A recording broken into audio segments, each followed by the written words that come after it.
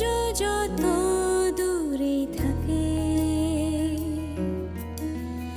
আলোয় ভরে জগৎটাকে স্বপ্নগুলো সত্যি করে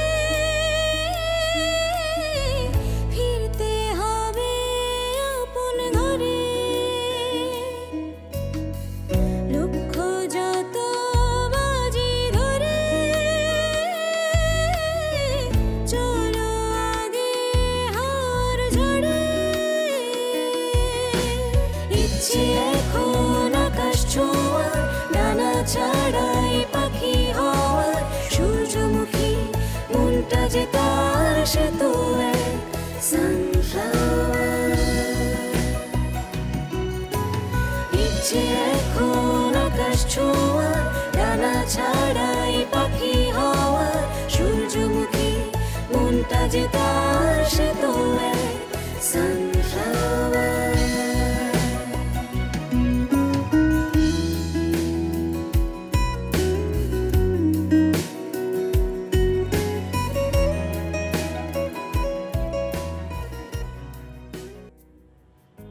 তোমার কাজ আমার কাজ এই পার্থক্য করা শুরু করেছিস কবে থেকে?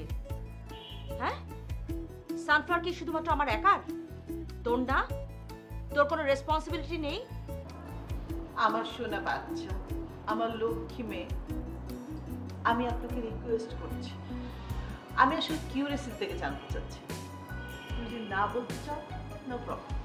আমি একটা খারাপ কাজ করে ফেলছি বাবা। তুই খারাপ কাজ করেছিস? কি করেছিস?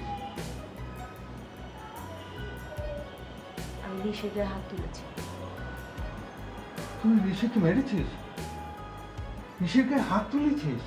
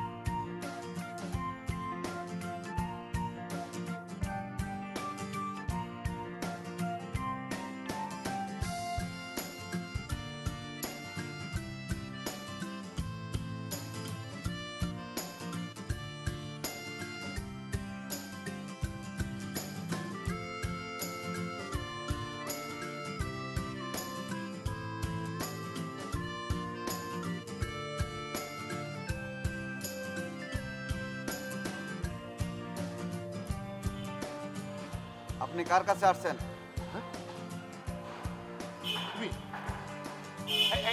তুমি তো এবারই না? জি জি। আচ্ছা, এই গাছটার বয়স কত তুমি বলো তো? তা ঠিক বলতে পারবো না, তবে আমার গ্রামের বাড়িতে এর চেয়ে ৩-৪ গুণ বড় ৪-৫টা নিম গাছ আছে। তোমার গ্রামের বাড়িতে এর চেয়ে ৩-৪ গুণ বড় ৪-৫টা নিম গাছ আছে? জি। ওগুলো বয়স কত? তা ঠিক বলতে পারবো না। হ্যাঁ, আপনি কার কাছে আসছেন? হ্যাঁ,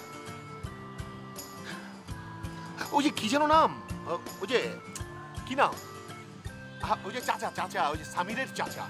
চাচার কাছে আসছেন? হ্যাঁ হ্যাঁ। ও আচ্ছা, ওনাকে গিয়ে বলো আমি এসেছি। আপনার নাম কি? আমার নাম হচ্ছে ইফতেখার। গিয়ে বলো ইফতেখার এসেছে। আপনি কি করেন? আমি কৃষি, আমি চাষি, চাষাবাদ করি। গিয়ে বলো চাষি ইফতেখার এসেছে। ঠিক আছে? চাচা কৃষিকাজটা খুব ভালোবাসে। ঠিক আছে, গিয়ে বলো। হ্যাঁ, আচ্ছা, ডেকে দিচ্ছি।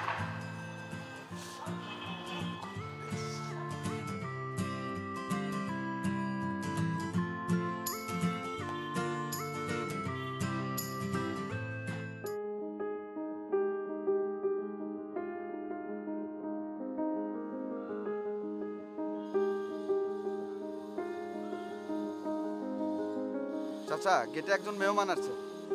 তো চাচিকে বল। চাচা আপনার কাছে আসছে, কৃষি কাজ করে। আমার কাছে? আমার মেহমান কৃষি কাজ করে? দেখতে কেমন? দেখতে লম্বা, মোটা, ফর্সা, কি জানি বিড়বিড় করে বলে। কথা বলে? আচ্ছা যা, তুই গিয়ে ড্রয়িং রুমে বসা, আমি আসছি।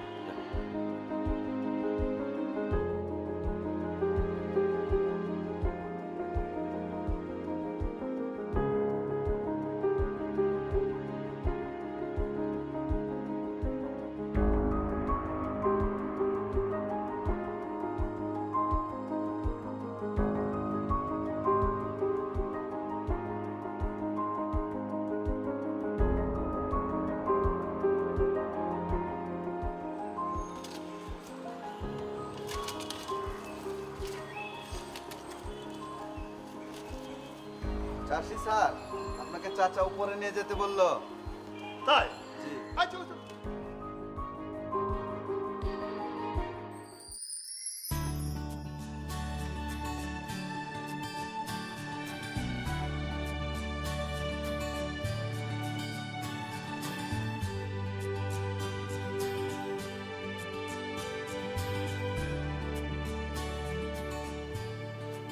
আপনি? সুপ্রভাত। আপনি নিশ্চয়ই সেই ব্যক্তি যিনি ওই দিনাজপুরে অনেক বড় আয়তনের একটা অটো রাইস মিল প্রতিষ্ঠা করে ওখানকার কৃষি বিপণন ব্যবস্থায় অবদান রেখে চলেছেন, রাইট? আরে না না, অত বড় কিছু আমি করিনি, খুবই সামান্য ব্যাপার। ও, বুঝতে পেরেছি, বিনয়। বিনয়, আমি অবশ্য আপনার সম্পর্কে খানিকটা জানি। সামির আমাকে আপনার ব্যাপারে অনেক কিছু বলেছে। আচ্ছা, তুমি ইফতেখার খান? জি। আরে দাঁড়িয়ে আছো কেন? বসো বসো বসো। আরে, বসো বসো।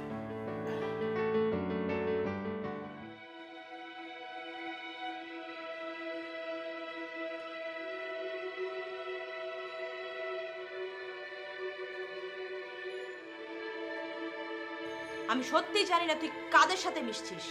তোর কথাবার্তার ধরনই চেঞ্জ হয়ে গেছে। কারোর সাথে মিশতে মানুষ চেঞ্জ হয় না। তুমি তো সামিক ভাইয়ের সাথে মেশো, কখনো এটা নিয়ে আমি কিছু বলেছি তোমাকে?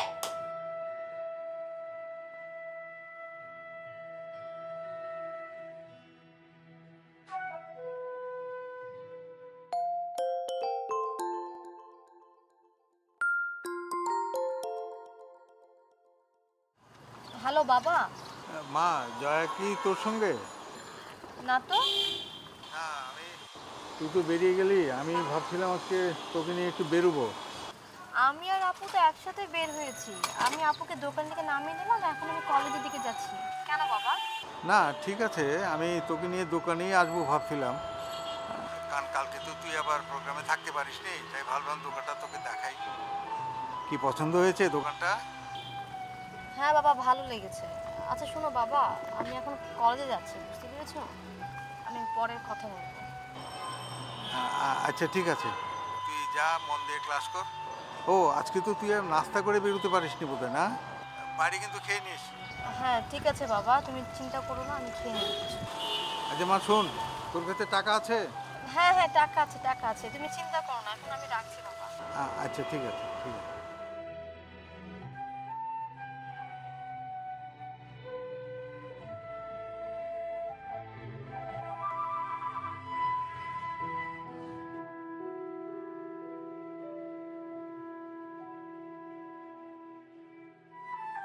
আচ্ছা, আপনি যে উপকূলীয় অঞ্চলে তো অবশ্যই গেছেন, আর ওখানে গিয়ে দেখেছেন না ওই যে নাইপা ফ্রুটিকান্স? নাইপা ফ্রুটিকান্স মানে ওই যে নারকেল গাছের মতো পাতা, আর ওই যে পামের একমাত্র প্রজাতি যেটা ম্যানগ্রোভে হয়, গোল পাতা, গোল পাতা। হ্যাঁ, আরে সুন্দরবনে তো গোলপাতার গাছ দেখেছি, অনেক জায়গায় ওই গোলপাতা দিয়ে করে ছাউনিও দেওয়া হয়। অর্থকরী ফসল তো চাচা, মানে আপনি তো জানেন গোলের তো রস হয়, সেই রস দিয়ে আবার গুঁড়ো হয়, আর ওই রসের ঘনত্ব খেজুরের রসের ঘনত্ব চাইতে অনেক বেশি। আমি একবার পটুয়াখালী গিয়েছিলাম, কলাপাড়ায়। ওখানে গিয়ে দেখলাম অনেক অনেক গোলের বাগান। এক একটা বাগানের বয়স 70, 80, 100 বছর পর্যন্ত। অবশ্য কৃত্রিম বাগান তো ঝামেলা, তার অন্য জায়গায়। তুই জানেন যে গোলপাতা তো আসলে স্যালট্রেশন মানে লবণ পানি ছাড়া তো আর হয় না। আবার এই লবণ পানি সাধারণ কৃষির জন্য অনেক ক্ষতিকর। না না, তাতে তো অসুবিধা হওয়ার কথা না। ওই লবণ পানি বা নোনা পানির জন্য তো ওই এক বিশেষ ধরনের ধানের জাত আছে বলে শুনেছি। তা আছে, কিন্তু মুশকিলটা কি মানে ওখানকার কৃষকেরা এই ফসল বৈচিত্র্যটা না মাত্র দেখতে শুরু করেছে। তারা অনেকটা কনফিউজড, মানে মিঠা পানিতে ফসল ভালো হয়, আবার সেই পানিতে গোলপাতার গাছ বাঁচিয়ে রাখা যাচ্ছে না। তারা এক ধরনের দোটানায় পড়ে গেছে। কৃষকরা তো আর এর কোনো সমাধান করতে পারবে না। কৃষি অধিদপ্তর যদি কোনো সমাধান বের করে তবে তাহলে সম্ভব। বুঝতে পেরেছ? না, কৃষি অধিদপ্তর কিন্তু করছে। তারা অনেকগুলো গবেষণা করছে। ইট উইল টেক টাইম, আর কিছুটা সময় লাগবে। আমার মনে হয় যে এটার সমাধান খুব তাড়াতাড়ি হয়ে যাবে। আচ্ছা চাচা, আপনি মেইনলি কি ফসল উৎপাদন করেন? ওই মূলত ধান। মানে আমার সব জমি তো আর চাষ হয় না, অনেক জমি পড়ে থাকে, কারণ দেখবার তো লোক নেই। আমার বড় ছেলে সাজ্জাদ সেই ওই রাইস মিলটা দেখাশোনা করে, আর একজন তো শহরেই পড়ে আছে আমার ছোট ছেলে ইরফান। ও তো গ্রামে সেরকম একটা যায় না, আর আমি পারি না। আগে পারতাম, কিন্তু এখন অনেক কষ্ট হয়। আচ্ছা দাঁড়াও, আমি না সামিরকে একটা ফোন করি, কারণ তুমি তোমার মতো একজন সম্মানিত ব্যক্তি এতক্ষণ ধরে এখানে বসে আছো, তার কোনো খবর নেই। চাচা, আপনার জন্য আমার দুটো সাজেশন আছে, আপনি যদি কিছু মনে না করেন বলতে পারি? অবশ্যই, বলো বলো শুনি। প্রথম সাজেশনটা হচ্ছে সামিরকে ফোন করার কোনো দরকার নেই। আমি ওর কাছে আসিনি, আমি ওর জন্য অপেক্ষাও করছি না। আমি এসেছি বেসিক্যালি আপনার সঙ্গে কথা বলতে। কেউ আমার ব্যাপারে কৌতূহলী হলে সামহাও না আমি সেটা বুঝতে পারি, আর যত দ্রুত সম্ভব তার সঙ্গে দেখা করি। আসলে এই যে প্রতিদিন নানা রকম মানুষের সঙ্গে দেখা করা, তাদের সঙ্গে ইন্টারেক্ট করা, কথা বলা, সম্পর্ক, এটা আমার এক ধরনের হবি, শখ বলতে পারেন। সত্যি তোমার ব্যাপারে আমার না অনেক বড় কৌতূহল ছিল, বুঝতে পেরেছো? আচ্ছা, আমার কাছে মনে হচ্ছে আমার ব্যাপারে আপনার কৌতূহল আরো বেড়ে গেছে। আচ্ছা, তোমার দ্বিতীয় সাজেশনটা কি সেটা আবার বলো শুনি। চাচা, আপনার এই দীর্ঘ জীবনে, হ্যাঁ, আপনি তো অনেক মানুষের সঙ্গে মিশেছেন, অনেক মানুষের সঙ্গে আপনার দেখা হয়েছে, রাইট? হ্যাঁ, তা হয়েছে। তো তাদের মধ্যে কেউ আপনার বিশ্বাস রাখেনি, হ্যাঁ, কেউ হয়তো রেখেছে, কিন্তু যারা আপনার বিশ্বাস ভঙ্গ করেছে তাদেরকে আপনি মন থেকে মুছে ফেলেন। আর যারা বিশ্বাস রেখেছে, যাদের উপরে আপনি অন্ধভাবে বিশ্বাস রেখেছিলেন, তাদেরকে এখন কাছে টেনে নিন, কারণ এরাই না আপনার বাকি শব্দগুলো ওরাই পূরণ করে দেবে। আরে সামির, কোথায় তুমি? আর দেখো কে এসে বসে আছে, আর তুমি কোথায় কোথায় ঘুরে বেড়াচ্ছ। এসো এদিকে। কি চমকে দিলাম তো আরেকবার। মাই গুডনেস, আপনি আমার বাসার অ্যাড্রেস আপনার মনে ছিল? মনে না থাকলে খুঁজতে হয়, খুঁজেছি, পেয়েও গেছি। আচ্ছা, কি চাচার সাথে ইন্ট্রোডিউস করে দেবো নাকি অলরেডি হয়ে গেছে? আরে গুণী মানুষের সাথে পরিচয় করিয়ে দেওয়ার দরকার হয় না, কথা বললেই বোঝা যায়। একটু আগেই তোমার জুস প্রজেক্ট নিয়ে তার সাথে কথা হচ্ছিল। আমি বলেছি আমার পূর্ণ সমর্থন আছে, এখন ওটা নিজের প্রজেক্ট মনে করে যেন কাজ শুরু করে দেয়। এটা তাকে বলতে হবে না চাচা, কারণ ইফতেখার ভাই নিজের কাজ মনে না করলে কোনো কাজই করে না, তাই না? চাচা, সামির কিন্তু একটু আমাকে বুঝতে শুরু করেছে। চাচা, আমাকে আজকে উঠতে হবে না, আমার হাতে সময় নেই। আমি বরং আরেকদিন এসে এই ইন্ডাস্ট্রির ব্যাপারে ডিটেল আলাপ করবো না। হ্যাঁ, কিছু খেয়েছেন? আর না, আমাদের বাসায় চাচা ইয়ে থেকে নিয়ে আসছে, দিনাজপুর থেকে সব আসে, এগুলো ফ্রেশ, এগুলো ফ্রেশ। হ্যাঁ, ওটা তো অন্য জিনিস।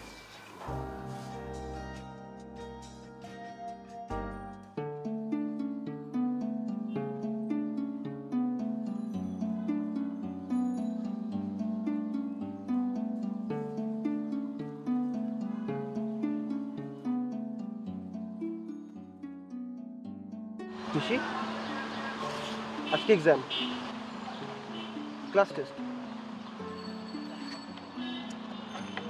তুমি এত আর্লি কেন? আমার লাইব্রেরিতে একটু কাজ আছে তো, সেজন্য আসলাম। আরে লাইব্রেরিতে কাজ আসলে আমারে বলবা না, আমি বই আনাই দিতাম, বাসে পড়বা। আসলে বাসা থেকে লাইব্রেরিতে আমার বেশি ভালো লাগে, এই জন্য এত সকালে আসা। তুমি এত সকালে কি করছো? আমার হচ্ছে ক্লাস, এক্সাম, লেকচার এগুলো ছাড়া অনেক কাজ থাকে কলেজে, সেগুলোর জন্য আর্লি আসতে হয়। তাই? এগুলি ছাড়া কলেজে তোমার আর কি কাজ থাকতে পারে? এগুলো ছাড়া, এসব ছাড়া হচ্ছে নিশি একা একা বসে থাকে, মন খারাপ করে, লাইব্রেরিতে যাবে বলে মিথ্যা কথা বলে আসলে সে যায় না, আর একা একা বসে বসে কাঁদে। আমি মোটেও মিথ্যে কথা বলি না, আর আমি কান্নাকাটি করেছি সেটা কে বলো তোমাকে? জুনিয়রদের চোখে সবই ধরা পড়ে, কোনো কিছু হাইড করলে জুনিয়র ঠিকই বুঝতে পারে। So be frank with junior. শোনো, ব্রেকফাস্ট করতে যাচ্ছি, যদি ক্ষুধায় কষ্ট পাইতে না চাও চলো, আরে সেলিব্রেট করো না মর্নিংটা, দেখো না কত ইন্টারেস্টিং, জাস্ট লাইক ইউ। আমি ইন্টারেস্টিং? মাঝে মাঝে। চলো ওঠো ওঠো ওঠো ওঠো ওঠো ওঠো।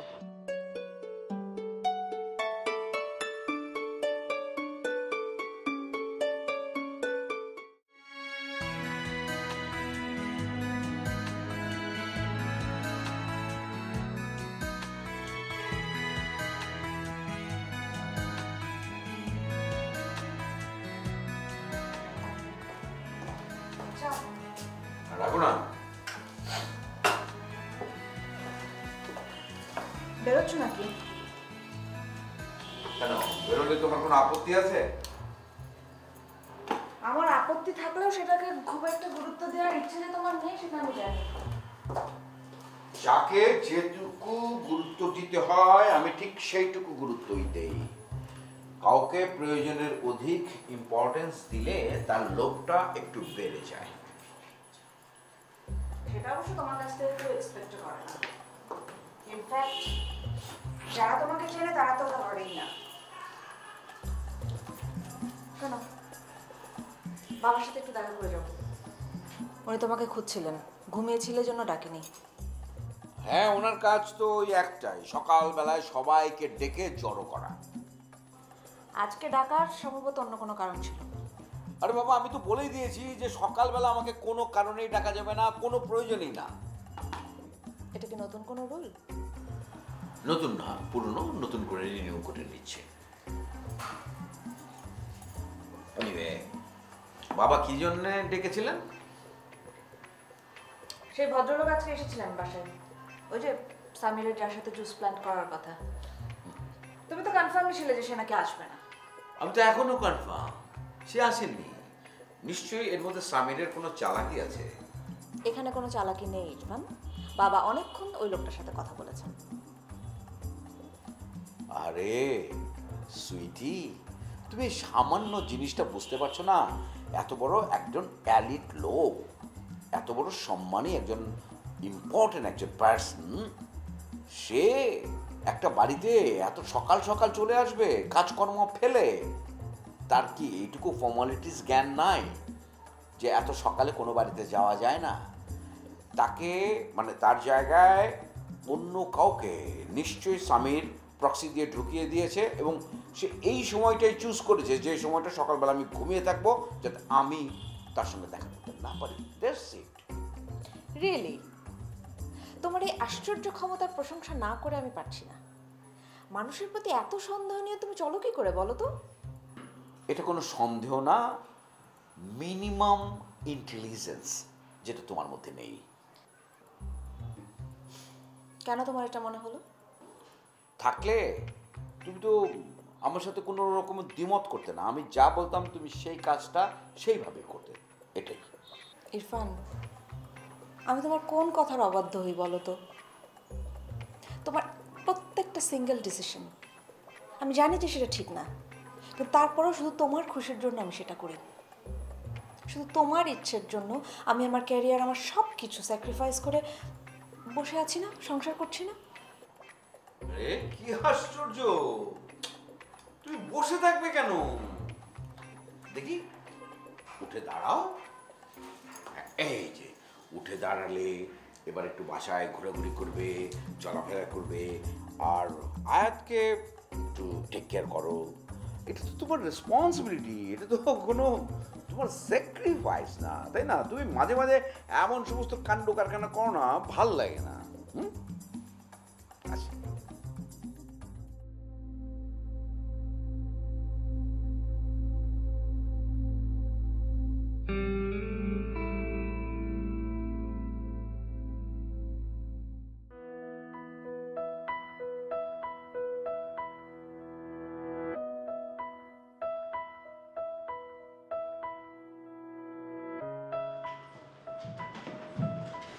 কি মনে হচ্ছে আমরা পারবো? আচ্ছা, প্রথম দিনে কি কিছু বোঝা যায়?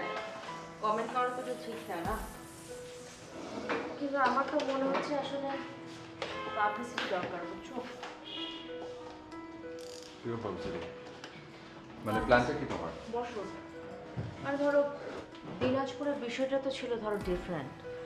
ওখানে তো ধরো যে সিঙ্গেল কাস্টমারদের উপরে ডিপেন্ড করতে হতো, মানে আশেপাশের যেই বাসাবাড়িগুলো ছিল তাদের ইলেকট্রনিক জিনিসগুলোর সার্ভিসিং করতাম। আর ওখানে তো ধরো এত বেশি দোকানও ছিল না, সো কম্পিটিশনও ছিল না। কিন্তু ঢাকার বিষয়টা তো ডিফারেন্ট, বুঝতেই পারছো। আইডিয়া দিতে পারি তোমাকে। বলো না প্লিজ।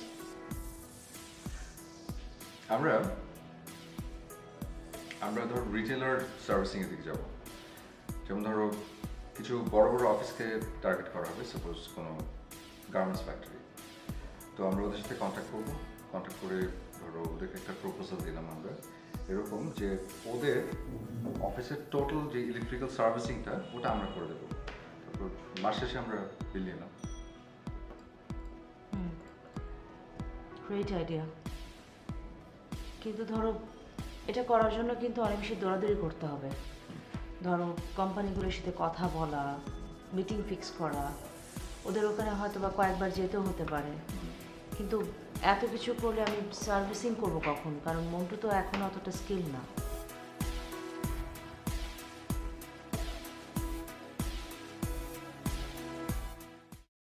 সকালে ইফতেখার এসেছিল, তখন থেকেই না আমি একটা বিষয় নিয়ে ভাবছি।